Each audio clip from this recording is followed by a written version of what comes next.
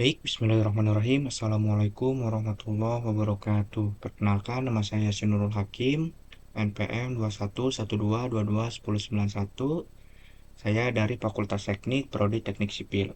Sini saya akan mempresentasikan hasil dari kerja praktik, di mana saya itu bekerja praktiknya itu di perusahaan kontraktor bernama CV Sudut Ciku, untuk pelaksanaan pembangunan pedestrian Lembang, Kabupaten Bandung Barat, ya, membangun trotoar.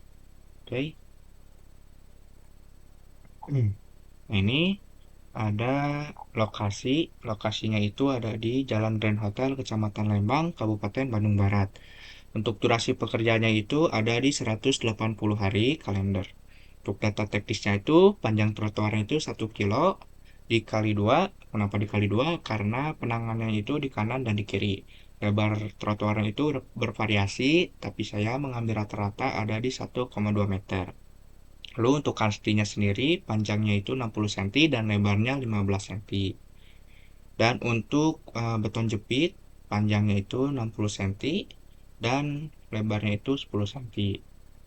Nah, ini ada struktur organisasi proyek pembangunan pedestrian Lembang, di mana ownernya sendiri itu dari Dinas Bina Marga dan Penataan Ruang Provinsi Jawa Barat UPTD 3. Untuk konsultan supervisinya ada PT Ganesha Pratama Konsultan dan kontraktor pelaksananya ada di CV Sudut Ciku. Nah, ini ada struktur organisasi dalam kerjaan, di mana saya sendiri ini diamanatkan sebagai manajer produksi dan pelaksana lapangan. Nah, ini ada contoh tipikal dari gambar rencana dan gambar akhir, ya, soft drawing ataupun as-built drawing. Ini ada gambarnya, dilihat detail potongan lapisan trotoar, profil melintang trotoar, dan potongan trotoar di jalan masuk. Selanjutnya ada sumber daya proyek. Sumber daya proyek, tenaga kerjanya ada pelaksana, ada HSE officer sebagai K3, ada surveyor sebagai juru ukur, ada mandor, pekerja, manpower, dan operator alat berat. Untuk materialnya sendiri itu ada beton ready mix, lalu kanstin precast. Setelah itu ada baja tulangan sirip. Kami di sini menggunakan besi Wermes M6. Lalu ada pipa drainase PVC, ada plastik cor sebagai alas media pengecoran, lalu ada pilok. Di sini saya ini menggunakan pilok untuk penanda STA. Terus ada ubin stone tail khusus untuk difabel berwarna kuning.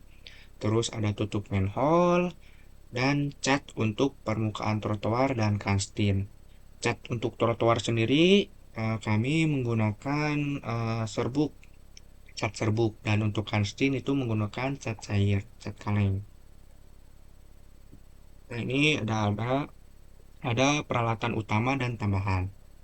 Di mana yang pertama ada alat ukur berupa total station, kami gunakan untuk pengukuran sudut dan titik lokasi.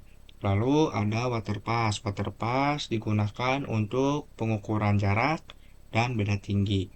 Lalu ada alat berat. Alat beratnya itu kami gunakan eksavator. Eksavator ini digunakan sebagai alat untuk pembersihan drainase. Terus ada pick up, mobil pick up kami gunakan untuk mobilisasi perlengkapan-perlengkapan, dan kami gunakan untuk membuang puing-puing ataupun sedimen agar tidak menumpuk di area proyek. Setelah itu ada jackhammer, kami gunakan untuk membobok atau membongkar permukaan-permukaan yang keras seperti trotoar lama, trotoar existing yang sudah di beton, ya, dicor oleh pemilik-pemilik ruko ataupun toko setempat. Terus ada genset. Genset digunakan untuk menyalakan alat-alat elektronik.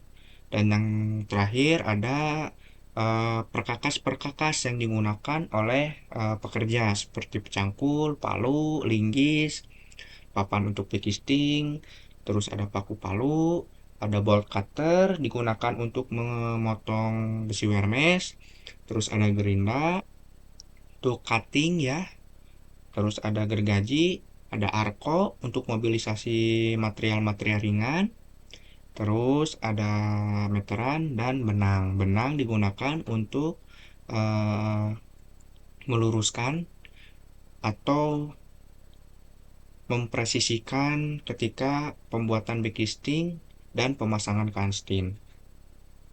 Oke, selanjutnya ada kurva S ya. Ini kurva S saya dapatkan dari pelaksana dan konsultan. Ada divisi umum tentang K3, terus divisi 7 tentang struktur, terus ada divisi 10 tentang pekerjaan pemeliharaan seperti perbaikan pasangan batu, eh, pengecekan kanstin, dan pembersihan drainase atau normalisasi drainase. Selanjutnya ada metode pelaksanaan pekerjaan. Nah, untuk pekerjaan awal, persiapan pekerjaan, saya waktu itu ikut FE ya, Field Engineering, untuk meninjau, melihat lokasi penanganan, apakah sesuai dengan gambar rencana atau ada penyesuaian-penyesuaian yang diperlukan ketika akan dimulai pekerjaan. Terus ada pengukuran dan penentuan elevasi. Yang tadi ya, untuk pengukuran ini dilakukan ketika FE, berbarengan dengan ketika FE, agar melihat apakah jarak sudah sesuai dengan gambar rencana ataupun harus ada penyesuaian-penyesuaian yang diperlukan. Setelah FE, diskusi dengan konsultan, owner, dan petinggi proyek, maka dilakukanlah pekerjaannya. Di mana untuk hal yang pertama dilakukan adalah pembongkaran trotoar dan kanstin existing ya, menggunakan jackhammer. Terus ada pembersihan drainase atau normalisasi drainase. Nah, untuk normalisasi drainase ini dikerjakan berbarengan dengan pembongkaran trotoar existing. Nah, ketika sudah, ya, kita lanjut.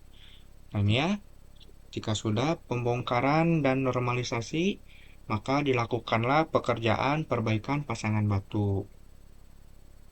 Nah, ketika perbaikan pasangan batu sudah selesai dan sudah siap lahannya untuk proses pekerjaan selanjutnya, maka dilakukanlah pemasangan backcasting untuk bagian-bagian yang tidak memiliki plat decker. Ketika sudah ada plat decker, maka tidak dilakukanlah pemasangan backcasting. Ketika pemasangan backcasting, kami juga berbarengan dengan pekerjaan pemasangan kanstin baru ya, agar menghemat waktu, sehingga ketika kancing sudah siap, backcasting sudah siap, lahan sudah siap, maka dihamparkanlah plastik cor dan wermes untuk agenda pengecoran. Nah, ketika sudah dihampar plastik cor dan besi wermesnya sebagai tulangan, dilakukanlah pengecoran, penuangan menggunakan beton ready mix. Nah, bisa dilihat ya. Ini ada penuangan beton ready mix. Sebelum dituangkan, tentunya pengecekan selam tes dulu ya. Untuk proyek ini menggunakan selam 12 plus minus 2. Oke, selanjutnya ketika betonnya itu masih embel-embel ya, belum padat, dilakukanlah pemasangan ubin difabel. Karena ketika sudah keras betonnya sulit ya untuk pemasangan ubin difabelnya. Nah, itu lalu dipola, diukur menggunakan benang ataupun alat dari tim pavingnya sendiri. Nah, setelah dipola, Lalu pewarnaan badan trotoar ya, menggunakan serbuk warna menyesuaikan dengan pola yang tadi sudah ditentukan. Nah, ketika pengecatan sudah selesai, pengecoran sudah selesai, keesokan harinya langsung diagendakan untuk kegiatan pengecatan kanstin memakai warna putih dan hitam. Selain pengecatan, kami juga setelah pengecoran keesokan harinya melakukan curing ya, membasahi badan trotoar yang sudah dicor dan melakukan cutting sesuai dengan pola yang sudah ditentukan menggunakan gerinda. Lalu ini juga ada ya pemasangan manhole, terus ada proses pengelasan baut angkur. Ya, proses metode-metode pelaksanaan dari awal hingga akhir pekerjaan. Terus ada tantangan dan permasalahan yang saya hadapi sebagai pelaksana di sana ya. Yang pertama itu perbedaan elevasi trotoar lama dan trotoar baru. Nah, ini sebenarnya perbedaan elevasi ini karena pemilik ruko ataupun toko sudah mengecor sehingga betonnya itu sulit sekali untuk dibobok karena tebal dan keras. Nah, ini mengakibatkan sulitnya proses pengukuran ulang dan penyesuaian elevasi baru sesuai gambar rencana atau sesuai dengan field engineering ketika awal sebelum pelaksanaan pekerjaan. Terus ada penumpukan sedimen karena sedimennya itu sudah menumpuk bertahun-tahun, tidak ada pemeliharaan rutin, pembersihan rutin yang menyebabkan air tidak mengalir dengan baik. Akibatnya ketika pekerjaan pembersihan drainase, volume galiannya itu menjadi over. Terus ada pekerjaan proyek sebelumnya karena tempat HP saya ini itu adalah lanjutan dari pekerjaan tahun-tahun sebelumnya, di mana pekerjaan tahun-tahun sebelumnya itu penanganan salurannya itu kurang baik. Nah, mengakibatkan ketika hujan banjirnya itu meluap hingga tempat eksekusi proyek yang saya sedang jalani. Terus yang terakhir itu permasalahan K3 ya, dari kurangnya pencahayaan karena pengecoran di malam hari, kurang pencahayaan, hanya mengandalkan satu lampu sorot. Terus untuk orang di lalu lintasnya juga eh, kurang ya, tidak ada, sehingga sulit untuk mengatur ketika buka tutup jalan. Yang terakhir ada rambu-rambu. Rambu-rambu ini sebenarnya komplit lengkap, tapi eh, kurangnya itu di pengecekan setelah ketika sudah selesai proyek, rambunya itu ditinggalkan, tapi ketika keesokan harinya sudah hilang gitu. Sehingga kurang ketika di proyek kegiatan utama pengecoran tidak ada rambu-rambunya itu kurang di 100 meter sebelum pekerjaan, terus di tempat pekerjaan maupun 100 meter setelah pekerjaan. Seperti itu. Oke, selanjutnya saran dan kesimpulan. Kesimpulannya itu penanganan pekerjaan di tempat magang saya itu melalui beberapa tahapan, yaitu persiapan, pengukuran elevasi, pembongkaran trotoar dan kanstin existing, terus pembersihan normalisasi saluran, pemasangan kanstin baru, pemasangan backisting, pemasangan besi wermes, terus pengecoran, hingga finishing pewarnaan ataupun yang lainnya. Terus tantangan yang dihadapi itu meliputi kondisi trotoar existing yang tidak rata, beton lama yang sulit dibongkar, serta sedimen-sedimen dan sampah yang sudah menumpuk. Nah, namun dapat diatasi melalui penyesuaian metode pelaksanaan di lapangan. sehingga pekerjaannya ini dapat selesai tepat waktu, meskipun penerapan K3-nya itu perlu ditingkatkan kembali. Lalu, poin selanjutnya, dari hasil data analisis jadwal di kurva S itu menunjukkan peningkatan progres di pertengahan proyek dan melandai di akhir proyek sehingga pekerjaan ini dapat diselesaikan sesuai rencana awal. Dan yang terakhir, kegiatan pengamatan memberikan saya pengalaman langsung ya dalam memahami keterkaitan teori maupun praktik di lapangan, khususnya terkait metode pelaksanaan dan pengendalian mutu dalam manajemen proyek pekerjaan pedestrian ini. Dan yang terakhir yaitu saran. Nah, ini ya, melakukan survei dan pengukuran ulang elevasi secara detail sebelum pelaksanaan pekerjaan. Lalu perlunya koordinasi insentif dengan masyarakat dan pemilik toko di sekitar proyek agar tidak mengganggu aktivitas-aktivitas mereka. Terus, pengendalian sedimen pada saluran drainase, ini harusnya ada himbauan kepada masyarakat agar tidak membuang sampah sembarangan.